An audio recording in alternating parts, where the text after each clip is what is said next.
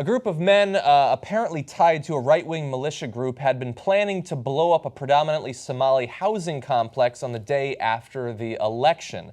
Now, if that's not scary enough, wait until you hear what they had been saying about Somali people, about Muslims in general. Now, thankfully, an FBI investigation did take down the group, obviously, before they were able to commit any acts of terror. But you wouldn't know it because the media hasn't really said that much about it. Perhaps because the men were all white and right-wingers. But here are some of the things that they said. Their plot would bring about a bloodbath that was the only fucking way this country is ever going to get turned around, according to the FBI affidavit. Where have we heard terminology like that before? One of the men appears to have been a Donald Trump supporter, according to screenshots of the men's social media postings. He spread a number of pro-Trump memes. And the others, it seems, had a penchant for sharing anti-Muslim hate memes and right-wing conspiracy theories. Here's some more quotes. "The only good Muslim is a dead Muslim." That guy later added, "If you're a Muslim, I'm going to enjoy shooting you in the head." Now, these men operated in a group that called themselves the Crusaders, weird, that could theoretically be related to Christianity. Interesting. Don't bring up the Crusades. Sorry. Don't bring up the Crusades. Sorry, I named them that. It appears to have been a spin-off from another militia group, the Kansas Security Force, and the members were described as supporting and espousing sovereign citizen, anti-government, anti-Muslim, and anti-immigrant extremist beliefs. Not stated, but if you scratched a little bit deeper, you'd probably find some anti-Jewish beliefs there too. They tend to come in groups like that. We literally had an attack in Kansas at a Jewish community center. Yes. These are not connected, but also right-wing, hateful group. And of course, as usual with these idiots, they don't even know. Exclusively killed non-Jews. Yeah. So terrible that anybody got killed, but these guys are so moronic. They can't get anything right. Thank God nobody in the Jewish Community Center got hurt, but others did. Others did, yes. Now some details about what they were planning to do. The militiamen at one point discussed shooting Muslim Somalis one by one, kicking down the doors of each of their apartments, quoted as saying, "If you start using your bow on them cockroaches, make sure you dip them in pig's blood before you shoot them." Not only did they call them cockroaches, but also raghead bitches. They were quoted as saying. They also proposed an Orlando-style shootout at the local Muslim refugee center, according to the affidavit, before settling on a plot to place 4 vehicles packed with explosives at each corner of the Somali housing complex's parking lot in order to create a big explosion. They also suggested targeting mosques, with one quoted as saying, "Yeah, during prayer time." Okay, so let's begin to break this down. We had right-wingers in this country who said, "Oh my God, look at what the Muslims did in Orlando." And in fact, Trump says that. Like, "Oh, ISIS, I knew it. Yeah. I deserve credit for saying this was going to happen." That's why Marco Rubio ran for the Senate again. Because he's so concerned about what happened in Orlando. And here are these guys saying, "Yeah, let's do an Orlando-style shooting.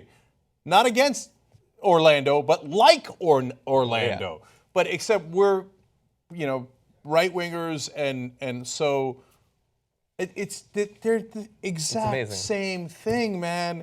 And we got to kill them. Let's kill them while they're praying. And I'm sure that these guys fancy themselves Christians.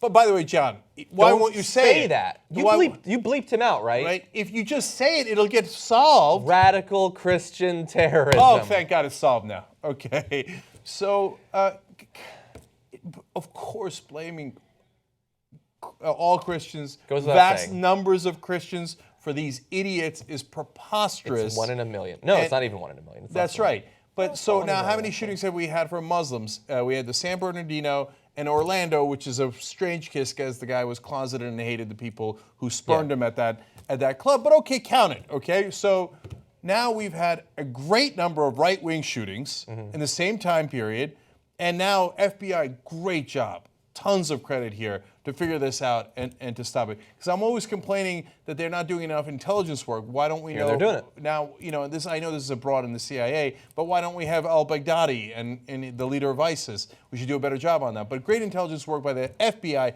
inside the country to stop these plots. And they've stopped Muslim terrorist plots in the past as well. So a lot of credit to them. Well, and also, if you recall, earlier this year, they stopped a plot, I believe it was 9 men somewhere in the South that wanted to start a race war. And they were planning to shoot up, I believe it was black churches. And remember, there was that spate of black church arsons that were going on, I believe in Charleston and that region. So thankfully, I mean, that one wasn't solved, but the other one was. The FBI doesn't get enough credit for the work that they do. So, look, I think 99% of you obviously get that this is hideous and these guys are bad guys. There'll be some, oh, not as bad as a Muslim.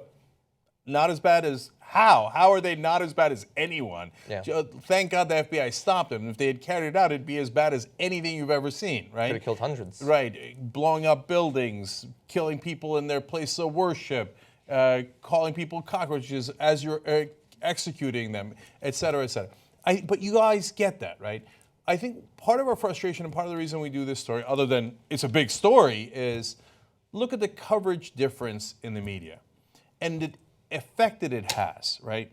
If this was 3 Muslims in the middle of Kansas who said, let's kill them while they're at church. Let's take 4 trucks and put them and explode a building full of Christians because they're Christians. Let's kill the Christian cockroaches, okay? You know, it would have been Bill O'Reilly the biggest, might have covered it. It would have been the biggest news story in America. Donald Trump would be talking about it. It would get asked in every debate. Yeah. Will it be asked tonight? No Probably not. way. No way. It is not conceivable that it's going to get asked. But here is why that is even worse, because we have them talking about needing to wake up the country and turn it around, maybe take it back, maybe make it great again, with guys who believe these right-wing conspiracy theories, one of which seems to be a Donald Trump supporter, echoing a lot of the language that we have heard from people who have been inspired by Donald Trump and other Republican demonization of refugees. Remember, they wanted to target a refugee camp in America. Now, Sam Brownback, the governor of Kansas, was reached out to, said, this is a sort of hate and violence, doesn't have any place in our country, let alone our state, but was then, with the follow-up questions, waffled on questions about whether the alleged plotting was in part motivated by the tenor of the presidential campaign, while defending his own actions to block refugees coming into the state. Now, he himself has said, when he pulled the, Kansas out of the national resettlement effort, said, because we can't ensure that terrorists won't be coming in with the refugees. And so when you tell the people of your state, if refugees come in, there's a very real chance they'll be terrorists, and now they're refugees in Kansas, some people might think some of them might be terrorists. These guys thought they're terrorists and need to be killed. Your words have actions. And this Brownback, he's just one guy, I guess. Donald Trump has been all over the news for over a year and a half, echoing exactly these thoughts. It has consequences, both in terms of when people just go and beat or set on fire one Muslim, as we see on a weekly basis now, or when they try to blow up an entire building. And that's why it should be asked, because Donald Trump specifically is responsible for a significant portion of this sort of talk in the media. But will it be asked by a Fox News host? Probably not. So, further to the consequences, well, if we have refugees, we'll have terrorists, they said. Well, it turns out they did in an ironic kind of way. They had white right-wing terrorists looking to kill the refugees. But that goes to the point of the nonsensical nature of the policy. So their idea is, well, some portion of Syrian refugees, or in this case, Somali refugees, Muslim refugees in general, will be terrorists. Well, it turns out some portions of Kansans are terrorists. So what are we going to do? Kick out all the people from Kansas? Well, just until we figure out what's going on. I mean, if you had a bowl of Skittles with people from Kansas and you just said 3 of them are terrorists, would you have the Skittles?